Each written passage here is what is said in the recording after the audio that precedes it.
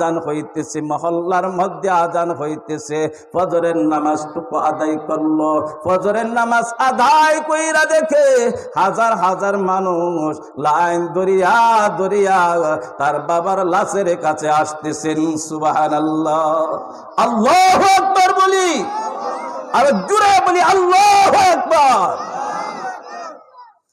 হাজার হাজার মানুষ পাহাড়ের গুহায় আসতেছে তার বাবার জানাজার মধ্যে শরীক হওয়ার জন্য।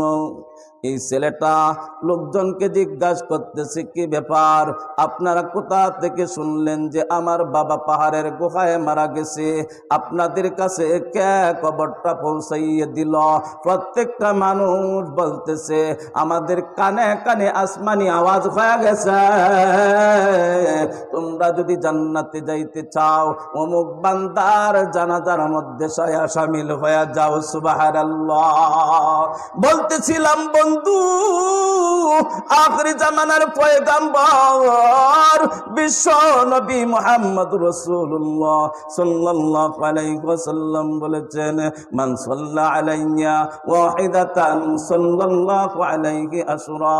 যদি তুমি একবার দুরূদ শরীফ তেলাওয়াত করো, আল্লাহ তাআলা তোমার উপরে 10টা রহমত নাজিল করিয়া দিবেন। শুধু তাই নয়, আল্লাহ তাআলা তোমার মান সম্মান ইজ্জত 10 গুণ বাড়াইয়া দিবেন। সুবহানাল্লাহ। এই বান্দা মাত্র দৈনিক 300 বার দুরূদ শরীফ তেলাওয়াত করত। দৈনিক 300 বার দুরূদ শরীফ তেলাওয়াত করার কারণে জান্নাতের সুসংবাদ পাইয়া ওই বান্দা কবরে চলে গিয়েছে। তার জানাজার মধ্যে আসমানি আওয়াজ দিয়া আল্লাহ তাআলা হাজার হাজার মুসল্লি তার জানাজার মধ্যে শামিল করাইয়া দিছে।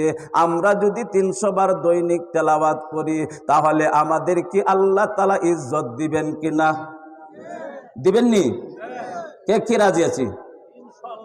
ইনশাআল্লাহ 300 বার, কমপক্ষে 300 বার। 300 বার সাল্লাল্লাহু আলাইহি ওয়াসাল্লাম, সাল্লাল্লাহু আলাইহি ওয়াসাল্লাম, সাল্লাল্লাহু আলাইহি ওয়াসাল্লাম। আল্লাহ তুমি তোমার সকল বান্দাদেরকে দুরূদ শরীফ তেলাওয়াত করার জন্য কবুল করিয়া নাও। সকলেই বলি আমিন। আরেকটা ঘটনা, একজন আল্লাহর ওলি জাহাজ দিয়া যাইতেছেন।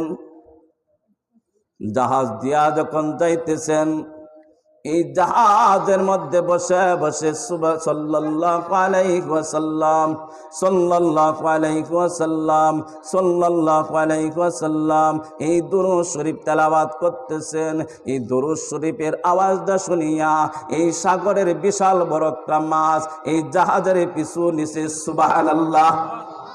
এই দুরূদ শরীফের আওয়াজটা শুনিয়া, ও বান্দা, আমরা আশরাফুল মাখলুকাত, এত দামি আমরা, আল্লাহ তাআলা আমাদেরকে এত দামি বানাইছেন।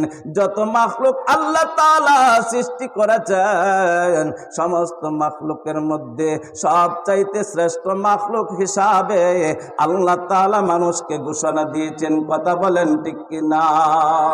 আর আজকে আমরা এত দামি মাখলুক হইয়া একটা মাস আখিরি জামানার পয়গম্বর বিশ্ব নবী মুহাম্মদুর রাসূলুল্লাহ সাল্লাল্লাহু আলাইহি ওয়াসাল্লামের জন্য পাগল পারা, আর আমরা আশরাফুল মাখলুকাত হইয়া সেই নবীকে চিনলাম না। কথা বলেন ঠিক কিনা?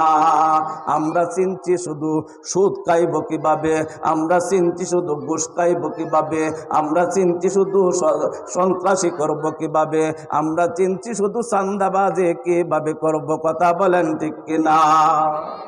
আমরা শুধু চিনছি দুনিয়া, দুনিয়া আর দুনিয়া, দুনিয়ার জন্য আমরা পেরেশান হয়ে গেছি।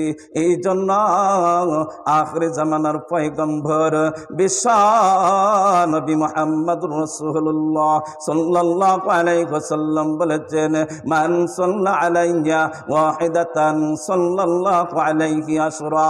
একবার দুরূদ শরীফ তেলাওয়াত করবা, আল্লাহ তাআলা তোমার মাথার উপরে 10টা রহমত নাজিল করিয়া দিবেন। 10 গুণ ইজ্জত মান সম্মান তোমাকে দুনিয়ার মধ্যে আল্লাহ তাআলা বাড়াইয়া দিবেন। সুবহানাল্লাহ। বলতেছিলাম একজন আল্লাহর ওলি জাহাজে